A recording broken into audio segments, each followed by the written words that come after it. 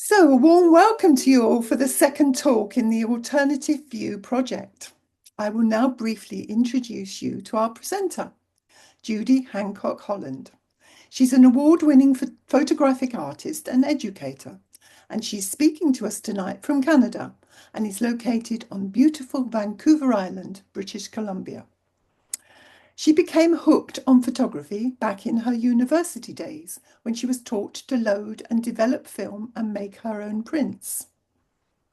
As with many, her own photography took a back seat as she advanced her career and cared for her family, but she's returned to it in her retirement. She describes herself as fairly introverted, but really loves chatting with people in small groups as well as mentoring one-to-one. She has a passion for teaching, which she's been doing for over 50 years.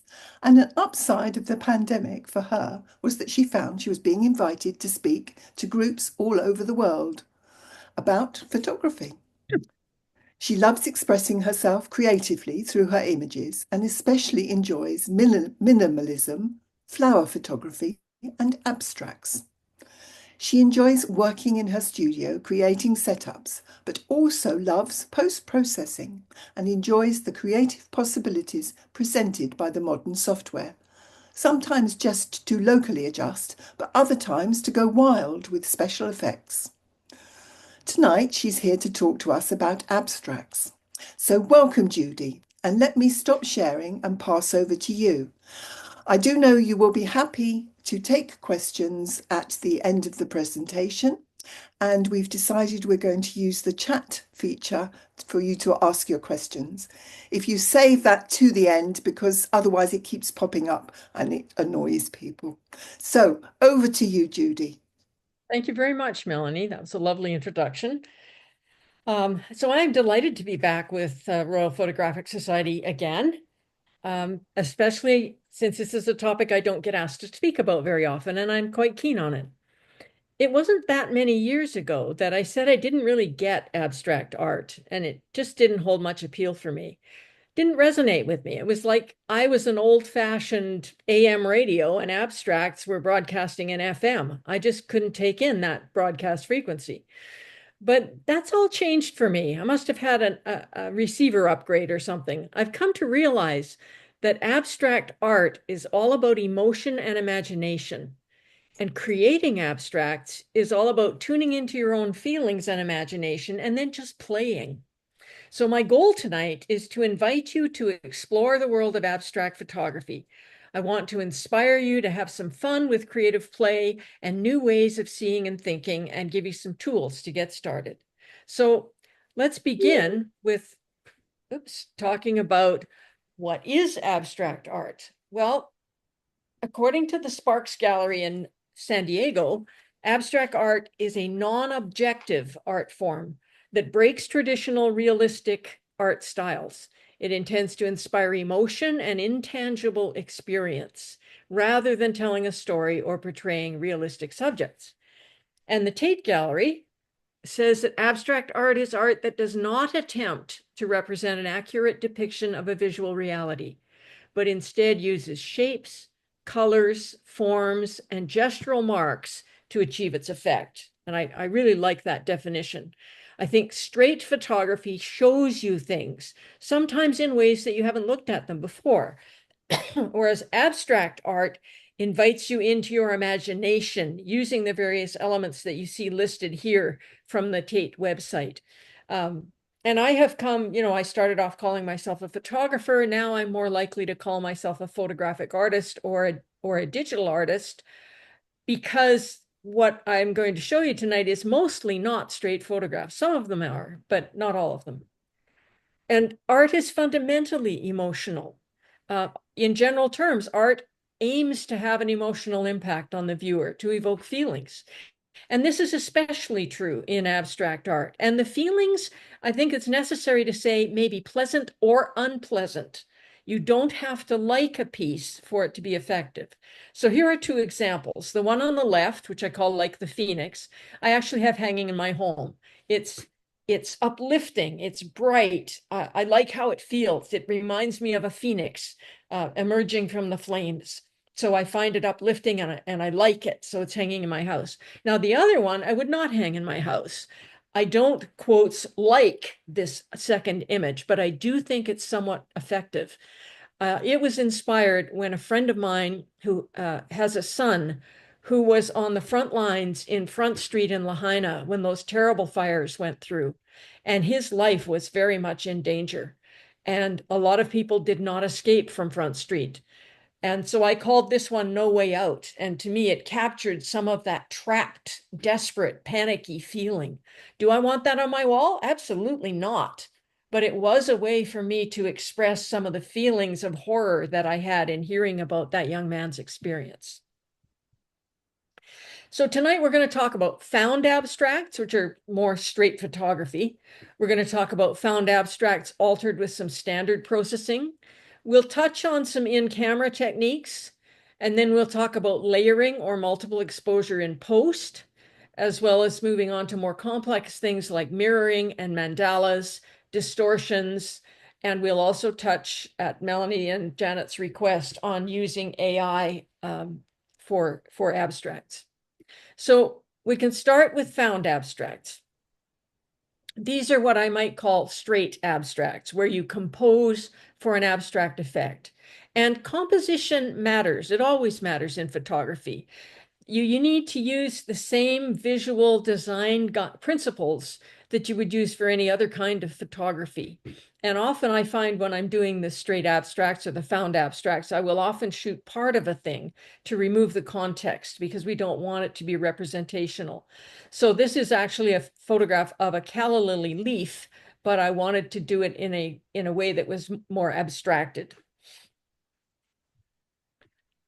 Again, this one, it reminds me of an aerial view of fields and clouds. And by removing the color from the photograph, that's one way that I can make the image less representational and more abstract. This actually is another calla lily leaf. I do love calla lilies, so I do a lot of these, but you can also do this sort of thing with rust, with architecture, many kinds of objects in color or black and white.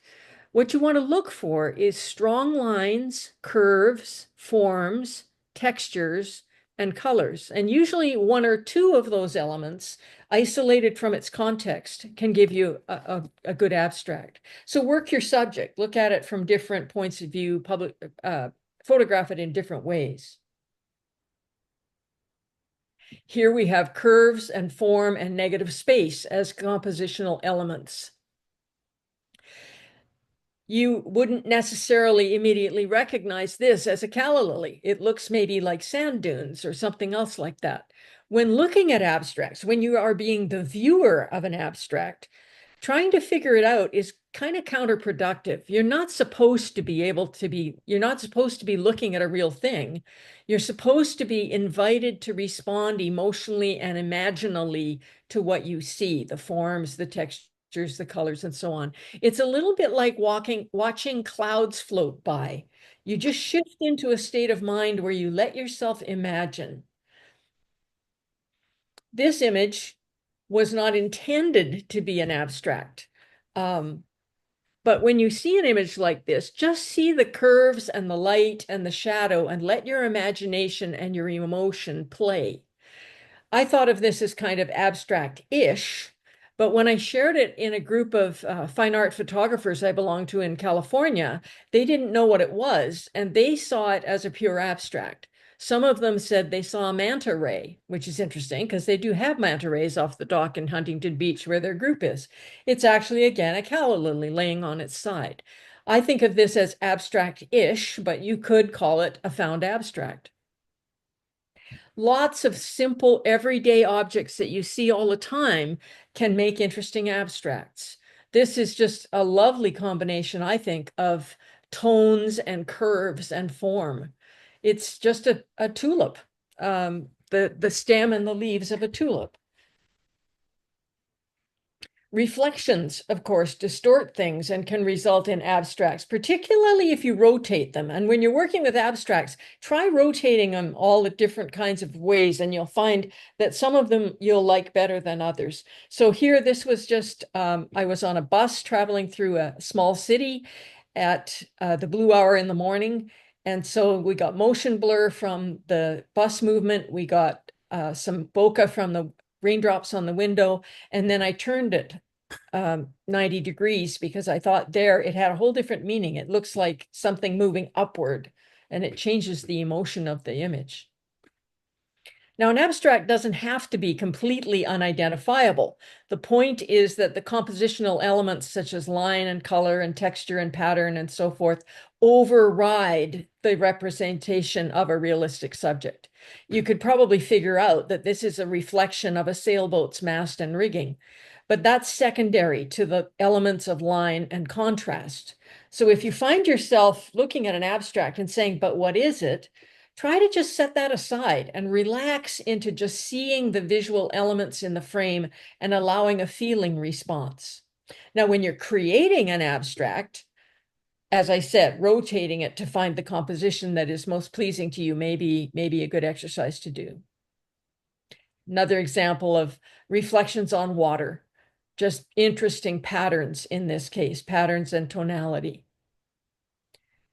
Another one of on the water. And yeah, you could probably figure out what that is, but it's really more about just looking at it and enjoying the textures and the lines and the tones.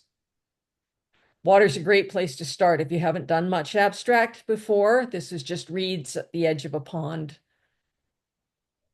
And rhubarb leaves. There are all kinds of things you can take photographs of, and this becomes quite abstract because you lose the sense of what you're looking at in terms of a real object, and you instead start to take in textures and lines and curves. And you can find abstracts in human-made objects too, like this old Duesenberg car. Now, if you're a car nut like I am, then you probably look at that and think immediately, oh, that's a Duesenberg. But if you're not a car nut, you probably look at that and just see a bunch of interesting lines and textures. And abstracts can be so simple. This was just light on a wall. I was walking down the hallway in my house and I saw this. And I thought, wow, that's really interesting. So I grabbed my camera. As I look at it now, it makes me think of a hummingbird or an angel. But the point is that we don't need to know what it is. It's just an interesting visual experience. Now, I consider myself pretty much an amateur at found abstract, but I know a woman in my critique group. Her name is Dolores Lusitana, and Dolores is a master of found abstracts. This is what Dolores does. And I would really suggest you look her up on Instagram. When I first saw the one on the left, which is called Bleeding Heart, I could see that, but what I saw immediately was an angel. And you might see something completely different. But that's the beauty of abstract. The magic of it is that we can all see and feel something different. And then the one on the right is a completely different style, of course, of found abstract with a different feeling. But I love the lines and the textures and that very, very subtle color palette. Here are two more from Dolores. It really gives you a sense of what a master she is of this. I don't have a title for the top one. It very much reminds me of where I live because although I'm pretty sure that's probably a board with some peeling paint, it really looks to me like a rocky shoreline and an island offshore. And the bottom right one, she calls the pod. And I love that because I'm a bit of a whale nut. And that looks to me like a pod of whales or dolphins going by. And I know it wasn't. She's probably rotated that 90 degrees and it was probably an imperfection on a wall or something. But this is the sort of thing you want to look for when you're out and about. And do look up Dolores Lusitana on Instagram. You'll see a lot more examples. Then we can have found abstracts that we alter to make them more abstract by using some fairly standard post-processing. Here's an example. I quite like the abstractness. I like the color and the texture and the curves. It actually was a macro pardon me, a macro shot of a parrot tulip, and then I rotated it and I applied something of a paint effect to it. Because I'm trying to reduce how realistic things look, I will often use a paint or a chalk effect on it to reduce the amount of detail. Our cameras are so great at getting sharp pictures, these days, and that's wonderful. But sometimes you don't want all that detail, so I will take it out.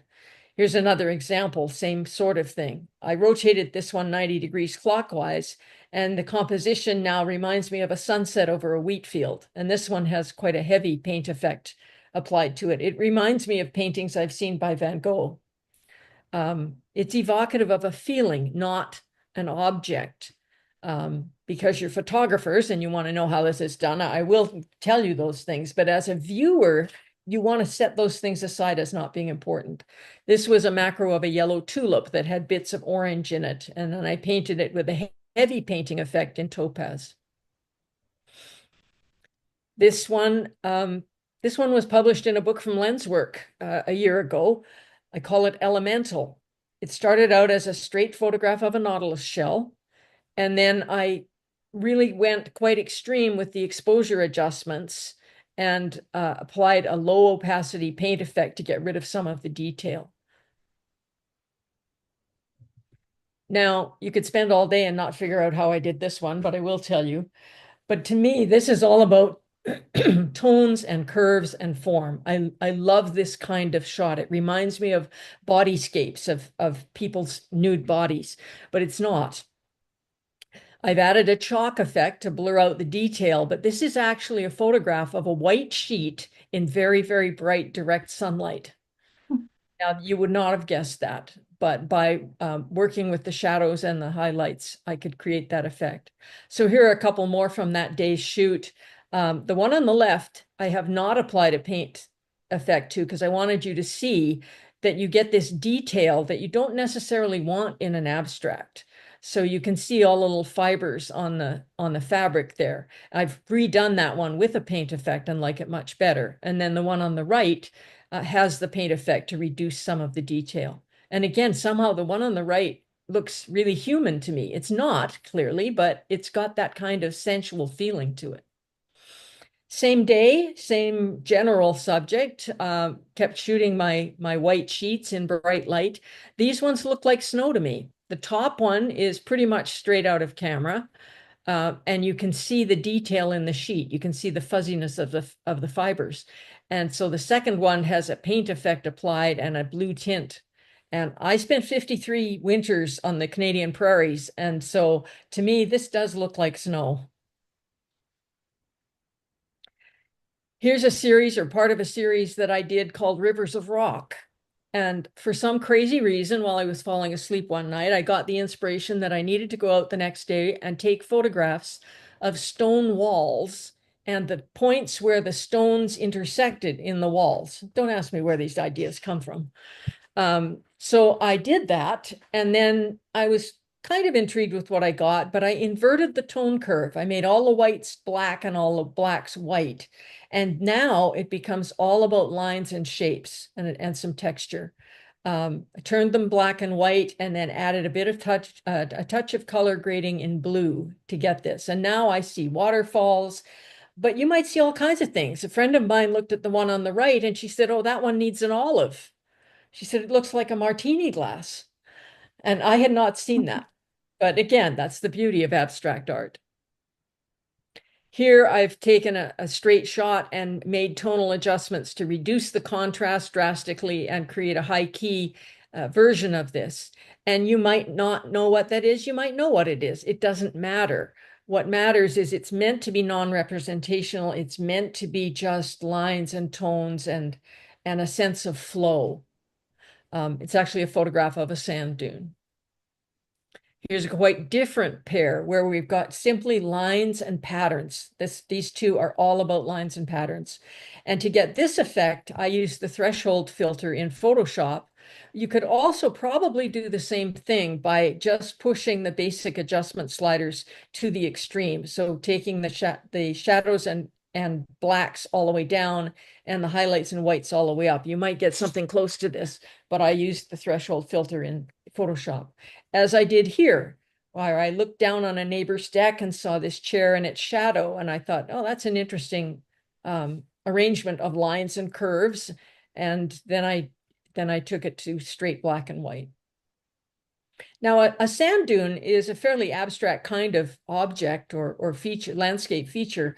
This one could be considered an abstract-ish shot of a sand dune, but then I went to play with it and in post-processing can make it even more abstract. So again, this was done with the threshold filter, but I could also increase the abstraction even more. I could go in and take out, for example, all these black lines along this white expanse. And I could do something similar up here with these lines, and I could make it very much just black and white, masses of black and white. So, there's no rules. You play with an abstract until you feel like, yes, that's it. And then you stop. This one has gone quite extreme. I like this. I don't know whether anybody would recognize it. You might, because you know what I like to shoot now, but this is threshold effect applied to a calla lily. Now, as I mentioned, reflections can make good abstracts, and water is a good reflecting medium. So you can take an abstract like this, but you can also take it further in post by applying different kinds of effects. So in this particular case, I've just put a blur filter on a found abstract. These two were the result of a failed experiment with frozen flowers. I did not know originally that if you're going to do frozen flowers, you should use distilled water. So I just used tap water and pretty much failed. And I thought, okay, there's some interesting patterns here. Let's play with this. So I would consider both of these abstracts because you wouldn't necessarily know those are ice. And then because I'm a person who can't leave well enough alone, I start combining them. So these are those two shots put together. And to me, it's like being inside a mysterious ice cave or something. Definitely an abstract. And here I use just careful composition for lines and curves. The colors are wonderful, of course. And then I painted this in topaz to make it less real looking. It's not 100% paint. I think it's probably something like 30% paint effect on top of it. But again, it's a parrot tulip that I've just played with and tried to isolate something so it becomes more abstract.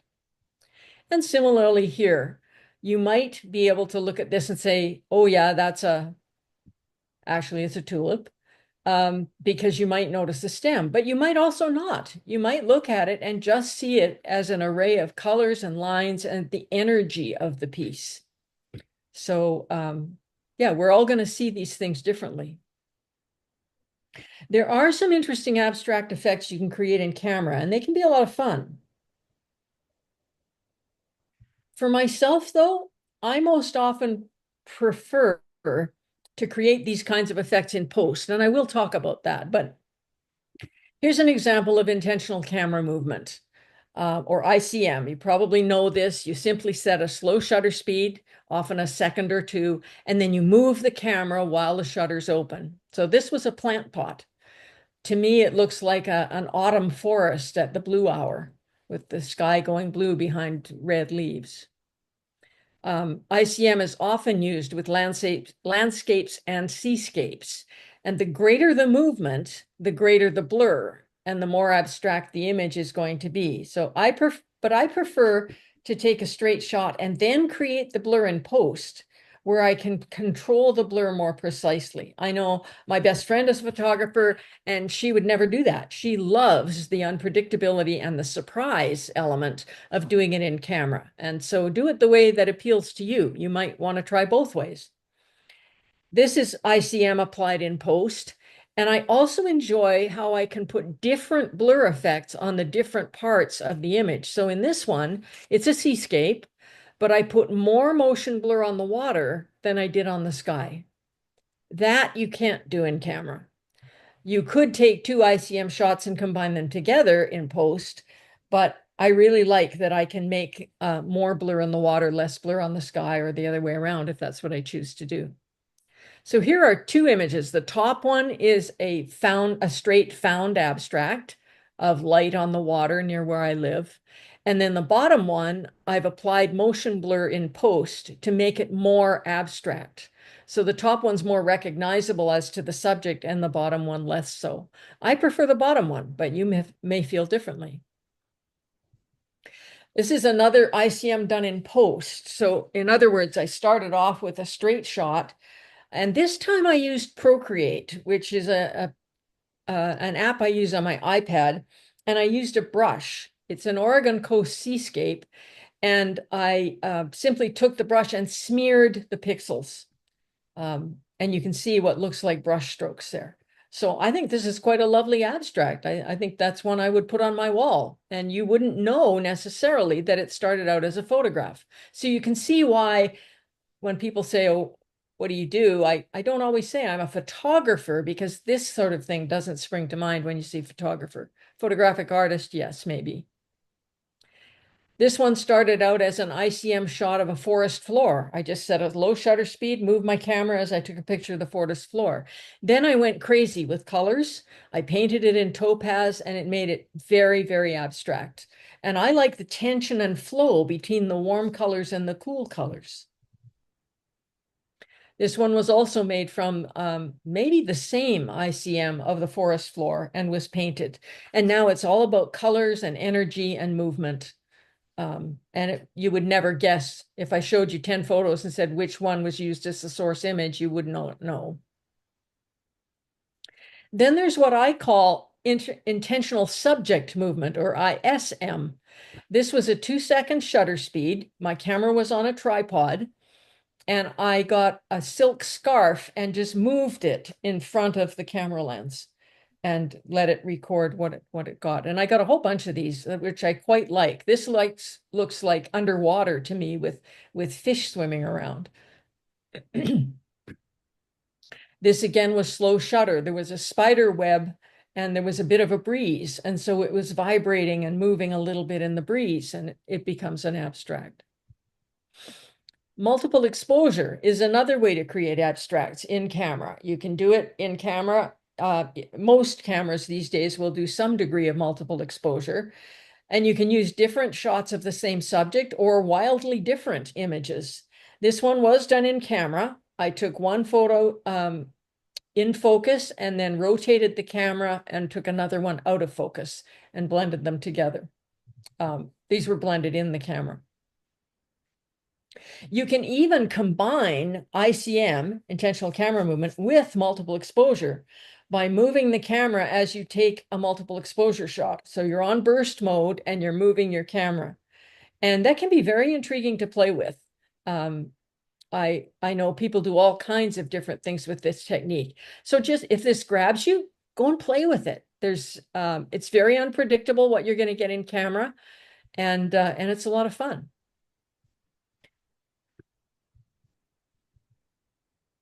Now, I mentioned I really prefer to do my multiple exposures in post by layering different images together.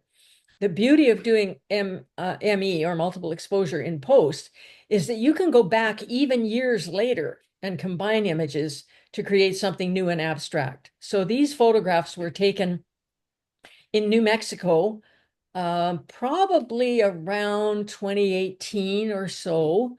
And it's only in the latter part of 2024 that I pulled these up and started playing with multiple exposure with them. And I call this series Impressions of New Mexico. And I quite like them. You may not, that's okay. But you can go back over the years and combine things in post. And I find that a lot of fun. Now, another technique is a zoom technique. And you've probably seen this before, where you set your shutter speed reasonably low, like a second or two, and then you rotate the zoom ring while you're taking the shot. And this, pardon me, this is not a technique I've played with much, so I took this photo from Stuart Richards' social media. But again, I prefer to do this kind of work in post, and here's why. This is a very ordinary shot, not something I would ever show anybody unless it was for teaching purposes. In camera, when you do that technique, your center of your blur is always going to be in the center of the frame. That may not be where you want it. I wanted my blur to originate at the center of the flower, which isn't in the center of the frame. And so doing it in post allows me to place the center. And I like doing that. Now, you could shoot it in your camera and then crop, but I really don't like cropping afterwards if I can avoid it. The other advantage here is that if I go back to it 3 days later and say, oh, I want more blur, then I can do that. I can just go in and increase the setting on the blur. A similar technique is a twist blur, and you can do that in camera by, as you're taking the picture with a slow shutter, just twist your camera so that the whole camera, the sensor rotates. And again, if you do that in camera, you're going to get your blur starting in the middle. The center will be in the center of the frame. In post, I can put the center anywhere I want to. And so again, I like the control, and to me, it just feels playful and creative to do this kind of work in post. Let's talk about mirroring and layering and mandalas. Post-processing these days offers us almost unlimited creative options and possibilities. I know that Photoshop and other layer-based programs can be a little bit intimidating at first, but you don't have to learn them all at once. And a very few simple techniques can help you create some really interesting abstract effects. So back with these ones I showed you a minute ago, show you a way of layering images to create something new, but there are so many other things. So here, this started as 2 found abstracts of rust that I found on the docks in town. And I layered the 2 photographs together and then played with different blend modes in Photoshop until I found something I liked. Layering images in post is like multiple exposure in camera, but it gives you more options. So each one of these panels is a close-up of a birch tree trunk. And then I've duplicated it, flipped it over, and blended it with a blend mode in Photoshop, and then applied a very subtle paint effect to reduce some of the detail. It would be very difficult to do this kind of blending in camera. Some cameras have some pretty sophisticated blend modes included in them, others don't, but this is a whole lot easier to do in post.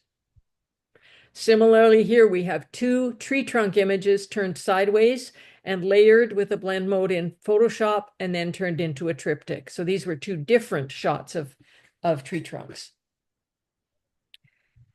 Then you can play with mirroring, which is where you take a photo or part of a photo, you duplicate that part of the photo, and then you flip it over and join the 2 parts together. So this was the inside of a grand piano. And I thought that the patterns and the shapes and the textures were interesting, so I tried mirroring it, and I ended up quite liking it.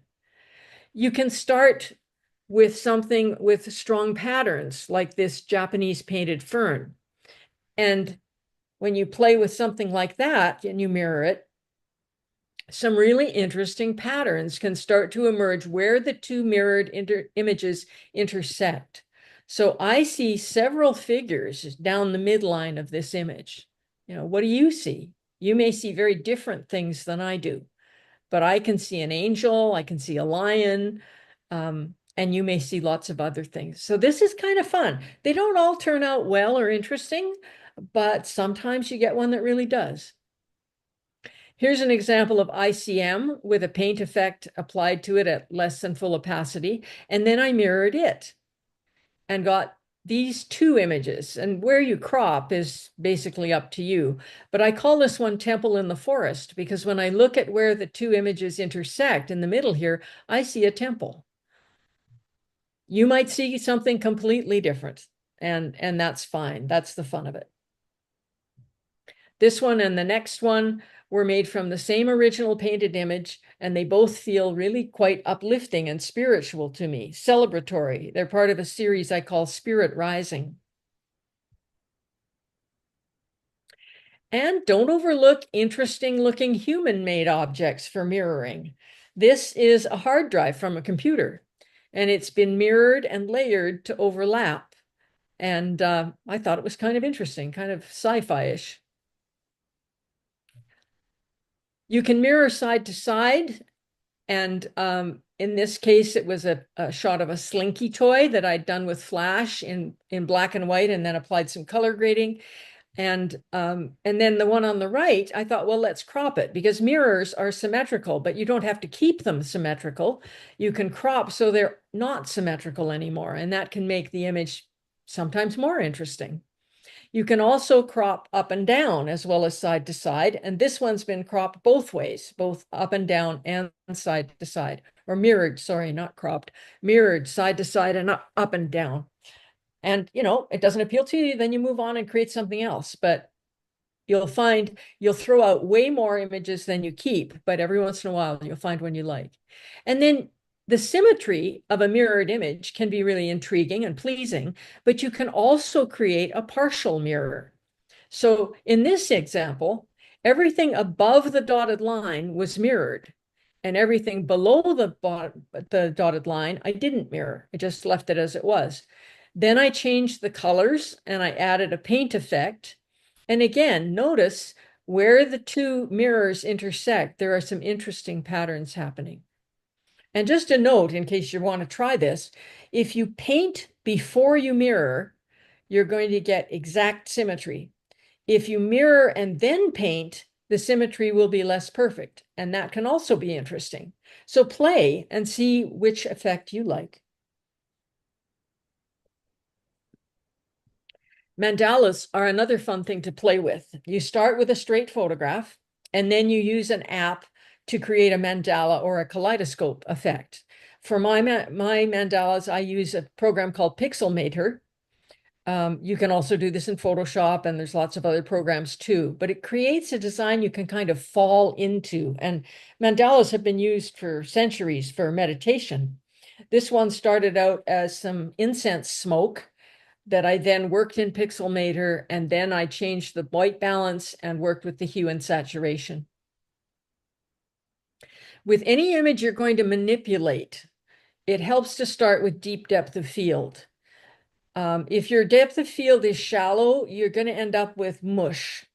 So you might want to use an aperture of f16 or even smaller than that if you're shooting with the aim to create an abstract. These were done in Pixelmator, all from that same photograph of the handle on that rusty old truck.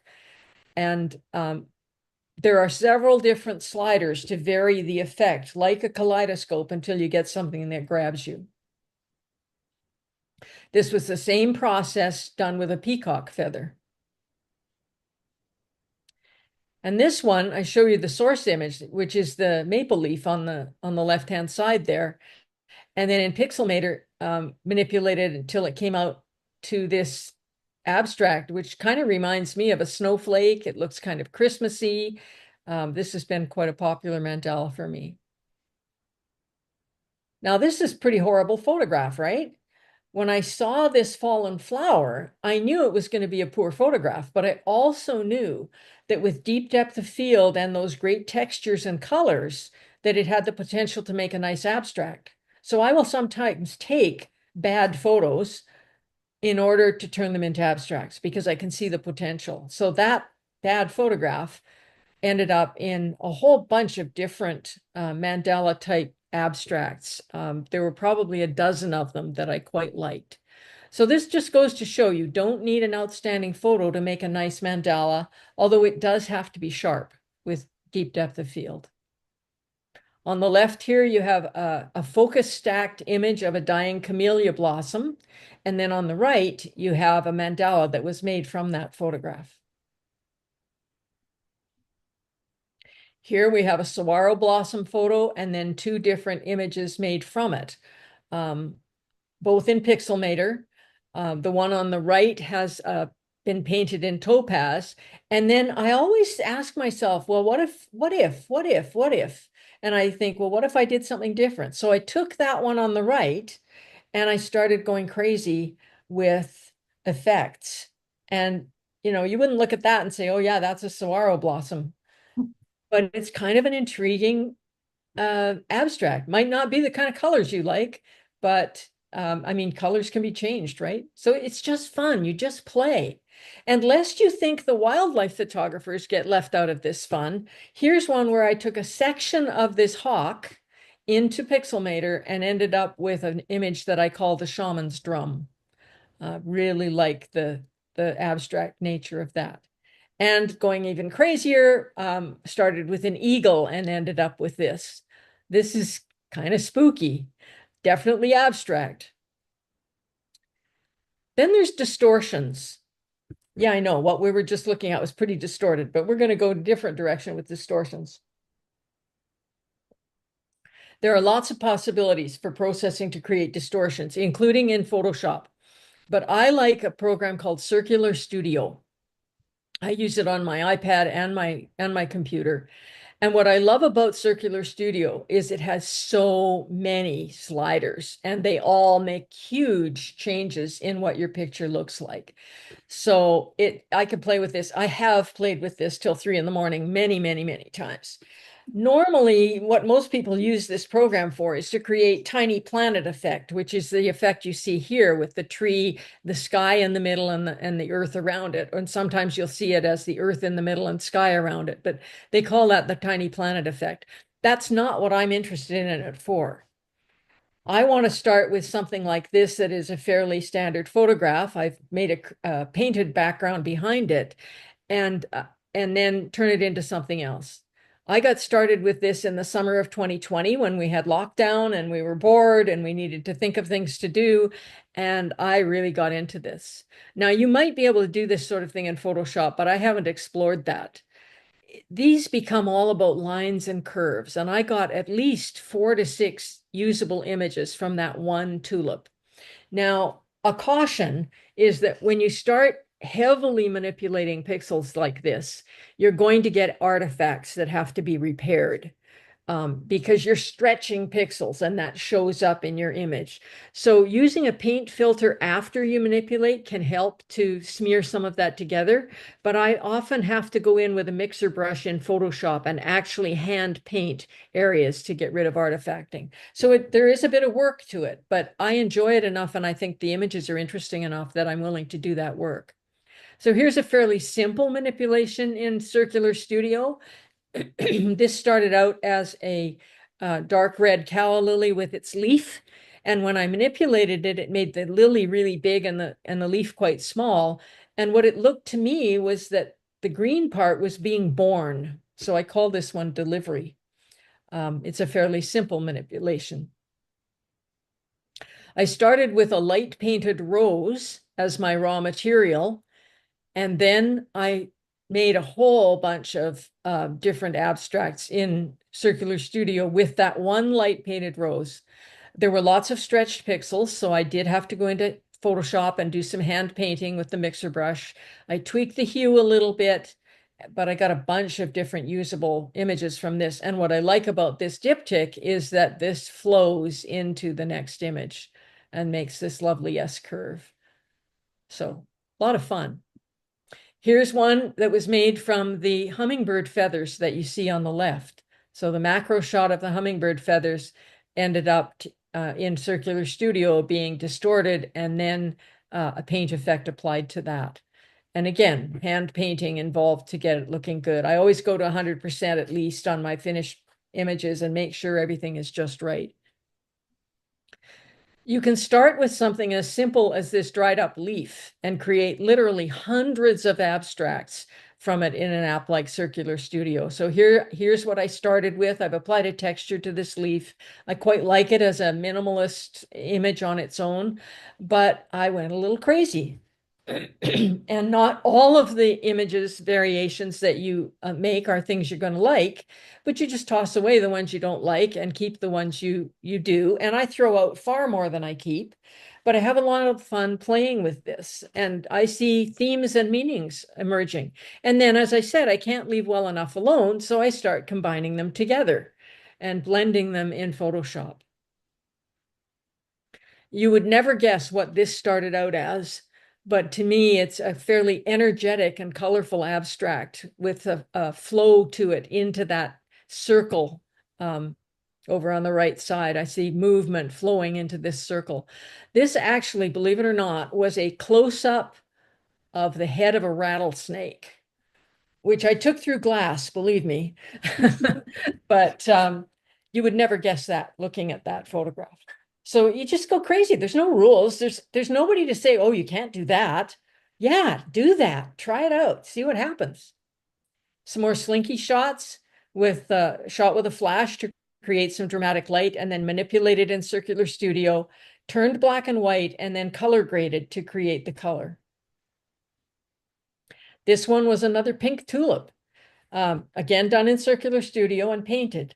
And what I loved about this one was it looks to me like this being of light, this star-shaped thing looks like a being of light or an angel.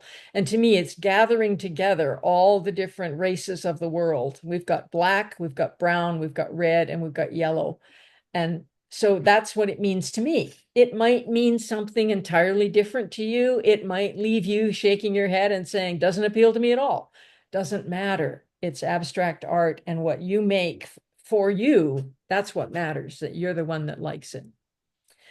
This was made from that shot you saw of the dried up camellia blossom a few minutes ago. And when this came in when this appeared in the app, I thought, oh, that's two birds protecting an egg. You might see something different. Again, Circular Studio and paint. It started out with a flower, a straight shot of a flower, and I ended up calling this one Womb Diptych. What I found is that the themes that are important to me in my life often emerge in my art, including my abstract pieces. Art is about self-expression and self-exploration for me. This one was a raw file of a flower. It worked in Circular Studio, painted in topaz, and there were quite a few stretched pixels in this one. I needed to hand paint over them. But because this wave is not perfect, I called this one From the Wound Strength. It's got an energy to me, a passion to it that you may see or you may not see, and that's okay. Sometimes really crazy things happen when you're manipulating these images. This started out as a close-up of the center of a pansy, and I just played with the sliders in Circular Studio, and all of a sudden I got a tiger, and I was gobsmacked. And I thought, okay, I got to save that tiger. So I saved the tiger, and then I kept playing, and I got another effect that you see at the bottom half that looks like a bowl, or to me, it's a crucible. And I saved that. And then I blended those two images together in Lightroom, or in Photoshop rather, and then played with the hues and painted them in topaz. So to me, it's a tiger coming out of a crucible. From a pansy? Really? This was a very dark tulip, again, done in Circular Studio. This is much more abstract. I see a heart. You might see something different. One of my biggest influences was George O'Keeffe, and I think you can see that in this one. Again, a flower just swirled in Circular Studio and painted in topaz. And I find generally it's better to swirl first and then paint, because if you swirl after you paint, you get more smearing. Sometimes that might be what you want, but most of the time for me, I find I like to do it the other way around. Another O'Keeffe-inspired shot. This was two photographs. The main subject that looks like her bone images is a calla lily that's been twisted and manipulated in Circular Studio and then painted. And then I added the sky, which I also painted. This is one of the ice shots that you saw earlier, distorted now in Circular Studio. And again, there's an energy to it. There's a feeling to it. Here's a nautilus shell that's been, again, Circular Studio and then some paint and then manipulating the color temperature of the image. These are both made from one of the multiple exposure birch bark panels that you saw earlier, but with different filters added to make them even more abstract. And I think, I'm not sure, but I think both of these I did in a program called Boris Effects. I took the original abstract that you saw with the blue and the multiple exposure, then took them into Boris Effects and played some more. And this too was a Boris Effects image. Tulip stem with a glass overlay. Now, a few words about AI, because Melanie asked me to address this. AI, as you're probably aware, is very, very controversial. And for me, it's become more controversial when I became aware of the massive amounts of power and water that are consumed in creating AI. They had to build just enormous data farms to do this. And every time you do anything with AI, it takes a lot of power and water. And, that's climate change territory, and I'm not real comfortable with that. So I did play with AI quite a bit for a couple of weeks. And when I found out about the cost to the earth, I thought, I don't think I really want to do too much of this. The other thing about AI is you're always going to have to do some cleanup, and you're going to end up with a low resolution file. I'm sure that'll change in the future, but right now you'll end up with a low resolution file. So I use Firefly, Adobe Firefly, and I use it because it's the only AI that I'm aware of that uses only source images they have permission to use. So AI goes out and scrapes the web and gathers data from all the images it can find, and your images are probably used for that. But Adobe only does that with images they have permission to do it with. So that's why I use them. It just seems a little more ethical. Then I can choose to use an art or a photo content type. And I always do art. I figure if I'm going to make a photo, I'm going to make a photo. But if I want to use AI, I'm going to use art.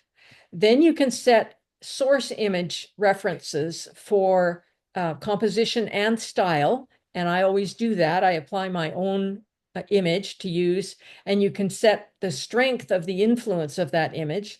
And then there's a whole mess of other things that you can set. Plus you type in word prompts.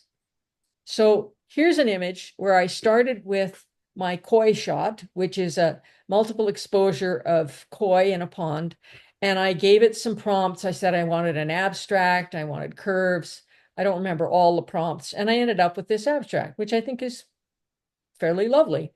And again, low resolution, and it will have artifacts. So I've gone in and cleaned those up. This was a shot of, I think it was 3 moon snail shells. And I gave it the prompts that I wanted and ended up with, you get 4 when you first do it, and then you can repeat and repeat and repeat. But I got a couple that I liked. This one was one of them. Then you see the source image on the left here. It was some dried out hydrangea petals, quite low key in black and white with a brown tint. And I went in and I told it I wanted teal and copper as my colors.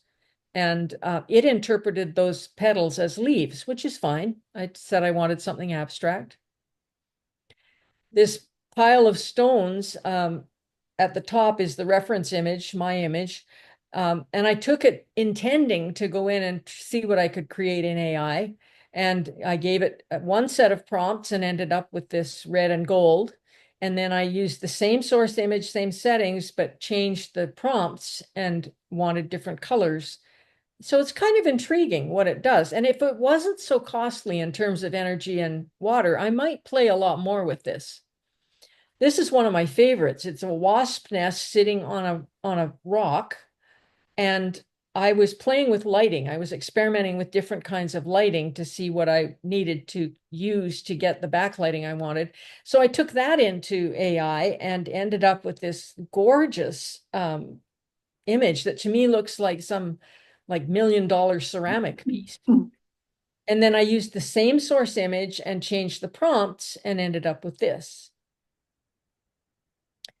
Now, these 2 and the next one were not photographs to start with. They were, I took a piece of paper, I took a black pen, and I drew 3 lines, a triangle, a circle, and maybe one other shape. I can't remember. And I fed that in as my source image and got these 2 very different images based on my prompts. So you'll see what you see in them. I know what I see in them, and what you see may be quite different. And then I took the same prompts, but or the same source image, and got something a little different. This one looks kind of dark and moody and mysterious. I call this one Manic Metronome. And I took it into Nik Analog Pro to create some blur and some mystery in it. This is abstract done in camera. It's a reflection of tree branches in some warped glass. And the next 3 were made from this in Firefly.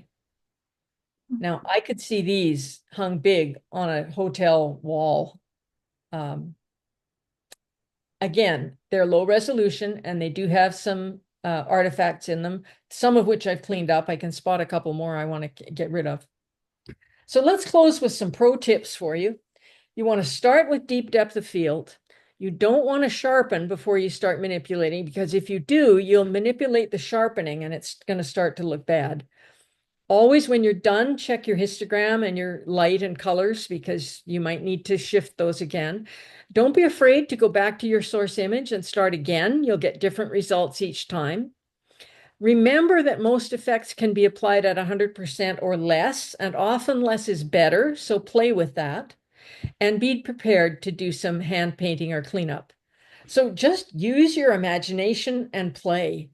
I have a number of presentations on my YouTube channel and that I do for clubs. You might look at those. And I would invite you to have a look at my website, which is jhhphoto.com. There's some new work there, as well as links to my YouTube tutorials. So that was a lot to cover. Let's see if there are any questions. I'll stop sharing my screen. That was wonderful. Such helpful ideas, and especially love the mirroring and the circular studio. Those beautiful spiral ones, absolutely stunning. Just my cup of tea. Right, well, you're going to be busy now. I could see the beauty of the AI, but I think you personally had more fun doing the circular studio ones, didn't you? And I think we're all quite oblivious to what you highlighted with the water and the power needed for this AI. We just don't think about that, do we? Yeah. So yes, very, very revealing that. So wonderful. So I think we've got some questions coming in. So anyone else wants to put anything in the chat, please do. I'll see what we've got. I hope I haven't overwhelmed you, but I think you've got no end of things to play with now. I think we have. Can't wait. Doesn't appear to be anything yet.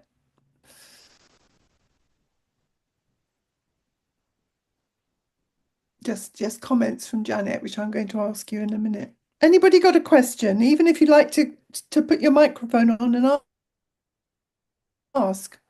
I'm sure there must be something. You talked a lot about painting. I'm quite intrigued by how you do that painting. And you were doing it in Nick, did you say? No, my Topaz. painting's done in Topaz, yeah. Can I ask a question? You can do it in Photoshop. Sorry. Melanie, can I ask a question? Yes. That was the question. It was about Judy. You mentioned about using Topaz for oil painting and chalk as well.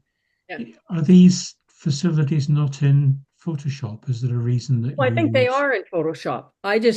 I've got used to Topaz years ago and I like it, and so I Okay. just use it. But yes, a lot of this you can do in Photoshop as well. I do see a question about whether I ever print my pictures on metallic paper. Sometimes I do. And actually, one of the techniques I did not show you, well, it's not really abstract, is was an etching technique. And I will print on metallic paper occasionally, but more often on metal, because I find a lot of the abstracts look really good on metal. Right, yes. Yes, Janet says some of your images look as if gilding on the image might look great. Have you tried that? Adding. I agree with you, Janet, and I have not tried that. I do think there are some where it would work really well.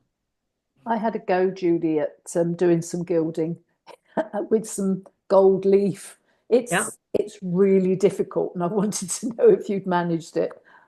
No, we have a speaker at one of the groups I'm in that is going to be speaking about that process soon. I'm intrigued by the idea. I'm just not sure that I would be. I'm kind of a clumsy person. I'm better digitally than I am in real life. So I'm not sure it'll work for me, but I'm eager to learn about it. Janice says, using the threshold layer, how do you convert it to an image? Well, what I do is I have my photograph in Photoshop, and then I apply a threshold adjustment to that photograph. So I'll copy that photograph, make the threshold adjustment, and there it is, exported as a TIFF or a JPEG, whatever you like. Okay, yeah, that's great. We have got David, we have got a resources sheet. Did you put the apps that you used on that sheet? You did. Yes. Yeah. Yes. Dave, I will be uploading that as this talk finishes, so you'll see those. Judy has listed them all, which is very helpful.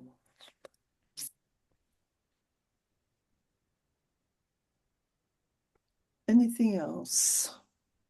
Anybody else got any more questions? I'm sure they have. You can always send me a note through my website if you think of something later. Let me just close that chat and see. Anyone want to open the mic and say anything? Further questions? You're all inspired, are you?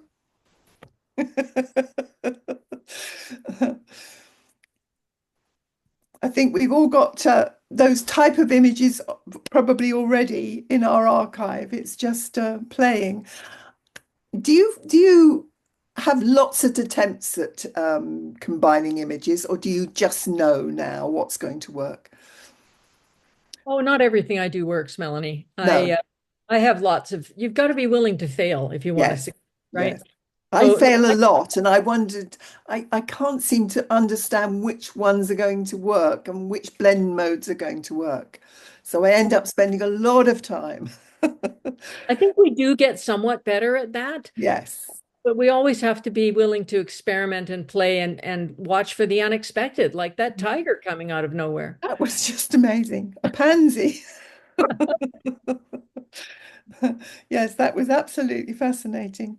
I think lots of people will be trying the circular studio. I think what I felt with yours is you hadn't gone too far. You just that little bit seemed to have created beautiful images. Those pink ones were just divine. They will stay with me. Nice, thank you.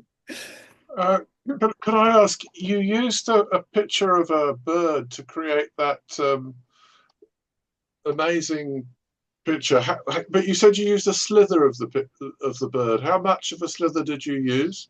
Well, if you remember the original, it was a Harris hawk, and there was a patch of wing that had different colors on it. And I just took that piece of the wing because I was drawn to the colors and the feathers, and that's what I used to make the drum. Yeah, Jeanette is also asking if you can do that circular studio in Photoshop. There is something, isn't there? To some extent, yeah, there is a tiny planets effect in Photoshop. I've never bothered to learn how to use it because it's just so much easier in Circular Studio. But yes, if you're familiar with the tiny planets in Photoshop, you could play with that and see how much of this you could do. I don't know that it'll have quite as much power to create variations, but it's worth a shot. Mm. Is Circular Studio something you pay for? It's very cheap. I think my girlfriend bought it the other day for $5.99 US. Right, it's one of those. Yeah, yeah. We like those ones. Yes. Some of them they want you to trial them, do they? And then there's so much a week, and I think, goodness me, no, I'm not going to do that one. No, I don't buy those ones. No. Right, I think we've come to the end of the questions. So Melanie, Yes, can I Janet? interrupt? Yes, of course. I think we've inspired people so well here tonight, or Judy has, but I would like to invite them all to send in some images and we'll do a zine, because I think a Yes. zine of our efforts would be brilliant. There, So you've got a challenge, folks. Yes, it was just wonderful. Some of those were stunning, absolutely stunning. So thank you so much, Judy. You've done worked us a treat, and I'm pleased that you enjoyed giving the talk, which came over in Very your much so. enthusiasm, Thank you for the opportunity. and giving some of your trade secrets away as well. So everyone, I will put the resources sheet up, and the recording will be there on the Notion sheet as of tomorrow. So thank you very much for all coming. And can I just quickly share my screen again to say our next presentation is actually next Wednesday, and we're having Jan Beasley talking to us And she's using the camera as a paintbrush, so not dissimilar to Judy using her paintbrush. So that will be interesting to see a different take. So that's next Wednesday at 10 a.m. So look forward to seeing you then. Thank you very much for coming, and thank you so much, Judy, for a wonderful presentation. See you all soon. Thank you.